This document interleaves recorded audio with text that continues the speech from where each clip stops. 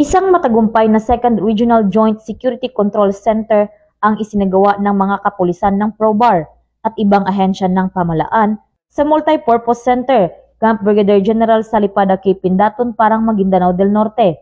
Ito lamang ika-21 ng Hulyo taong kasalukuyan. Ang naturang pagpupulong ay pinangunahan ni Police Brigadier General Jason C. D. Guzman, Regional Director ng Police Regional Office Bangsamoro Autonomous Region, katuwang sina Lieutenant General Antonio G. Nafarrete, Commander ng Western Mindanao Command AFP, Commander Richard V. Mafre, Acting Commander ng Coast Guard District BARM at iba pang mga opisyales at personahe ng PROBAR. Tinalakay sa pagpupulong ang mas pinaigting na paghahanda sa seguridad at pagpapatibay ng mga pinagsanib na operational plan upang matugunan ang mga posibleng banta kaugnay ng nalalapit na 2025 First BARM Parliamentary Election.